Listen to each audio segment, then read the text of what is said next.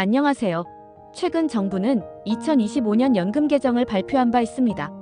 오늘은 변하게 될 국민연금의 문제점에 대해 알아보는 시간을 가져볼까 합니다. 1부. 연금 개혁 과연 문제가 없을까? 이제 국민연금은 안전해졌습니다. 국가가 보장하고 기금도 2071년까지 유지될 수 있습니다. 그런데요. 정말 그럴까요? 우리는 정말 안심해도 되는 걸까요? 지금부터 여러분이 꼭 알아야 할 국민연금 개정에 숨겨진 문제점들을 알려드리겠습니다. 이런 정보 놓치지 마세요. 1. 보험료는 오르는데 체감 혜택은 미미하다.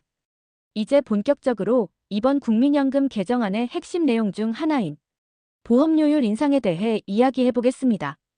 현재 국민연금 보험료율은 9%입니다. 하지만 2026년부터 매년 0.5%씩 올라서 2033년에는 13%가 됩니다. 예를 들어 300만 원을 버는 사람 기준으로 지금은 27만 원을 국민연금으로 내지만 앞으로는 무려 39만 원까지 납부하게 된다는 뜻이에요. 그런데요, 우리가 실제로 받는 연금 얼마나 늘어날까요? 고작 소득 대체율 3%포인트 증가, 40%에서 43%로 바뀌는 겁니다. 쉽게 말해 연금을 받을 때 조금밖에 오르지 않는다는 거죠. 이런 얘기 들으면 청년 세대, 자영업자, 프리랜서, 저소득층 분들이 가장 먼저 이런 반응을 보입니다. 아니, 보험료는 1.5배나 오르는데 왜 수령액은 고작 3%밖에 안 올라요? 많이 내고 별로 못 받네. 이건 단순히 돈의 문제가 아닙니다. 이제는 세대 간의 신뢰 문제, 그리고 국민연금 제도에 대한 불신으로까지 번지고 있어요. 이 청년층의 불신, 정말 해소됐을까? 이번 개정안에서 정부가 강조한 게 하나 있습니다. 바로 국가의 연금 지급 보장 명문화인데요. 국민연금은 국가가 책임지고 지급합니다. 이제 법에 이렇게 쓰여 있다는 거죠. 그런데 이 말을 듣고 특히 청년 세대는 이렇게 말합니다. 지금도 나라 빚이 산더미인데 40년 뒤에도 진짜 줄 수 있을까? 현실을 한번 봅시다. 지금 대한민국은 출산율 세계 최저, 고령화 세계 최고 수준, 이 두 가지가 동시에 벌어지고 있는 나라입니다. 단순히 인구 감소가 아니라 일할 사람은 줄고 연금 받을 사람만 늘어나는 구조예요. 그러면 당연히 청년들은 이렇게 느낄 수밖에 없습니다. 내가 지금 내는 돈으로 앞으로 누가 얼마나 오래 많이 받아갈까?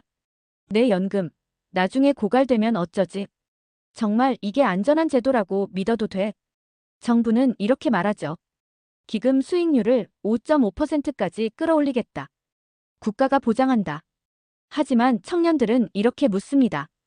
그 수익률 계속 낼 수 있나요? 예전엔 7%에서 8%도 나왔다지만 요즘 같은 저성장 시대에 그게 가능해요? 국가가 책임진다는데 지금도 나랏빚은 계속 늘고 있잖아요. 즉, 보장하겠다는 말만으론 마음속 불안을 없애주기엔 역부족이라는 거예요. 결국 청년 세대에겐 이렇게 느껴집니다. 믿고 내기엔 불안하다. 국민연금은 나랑 상관없는 제도 같다. 어차피 못 받을 걸 왜 내야 해? 이건 단순한 제도의 문제가 아니라 미래에 대한 신뢰와 국가 시스템 전반에 대한 회의감입니다. 이대로라면 청년층의 불신은 계속해서 국민연금의 지속 가능성 자체를 위협할 수 있습니다. 3. 소득 대체율 고정. 정말 좋은 걸까? 이번 국민연금 개정에서 가장 많이 언급된 변화 중 하나는 바로 이겁니다.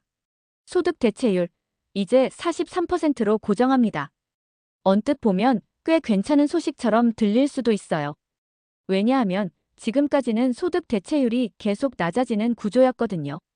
그래서 많은 사람들이 이젠 연금으로 노후 못 버텨라고 말해왔죠. 그런데 이 고정이라는 단어 속에 잘 안 보이는 함정이 하나 있습니다. 소득 대체율 43%라는 건 무슨 의미일까요? 이건 은퇴 전 평균 소득의 43%를 연금으로 받는다는 뜻이에요. 예를 들어 내가 은퇴 전 평균 월소득이 250만 원이었다면 국민연금으로 받는 금액은 약 107만 원 정도가 되는 거죠.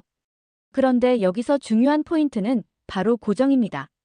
앞으로 물가가 오르든 생활비가 늘든 이 43%는 변하지 않는다는 것이에요. 물가가 오르면 무슨 일이 생길까요? 현재 107만 원이면 그럭저럭 생활이 가능할 수도 있습니다. 하지만 10년, 20년 뒤엔 물가는 매년 오릅니다.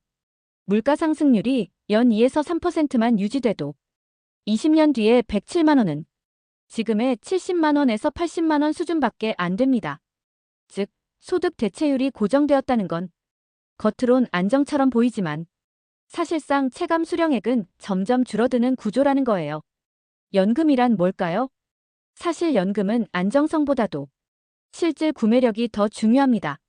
내가 100만 원을 받더라도 그 돈으로 생활 필수품을 얼마나 살 수 있느냐가 진짜 핵심이죠. 그런데 소득 대체율이 고정됐다는 건 앞으로 물가가 아무리 올라가도 내 연금은 그대로라는 뜻입니다. 결국 이건 노후의 생활 수준 하락으로 이어질 수밖에 없어요.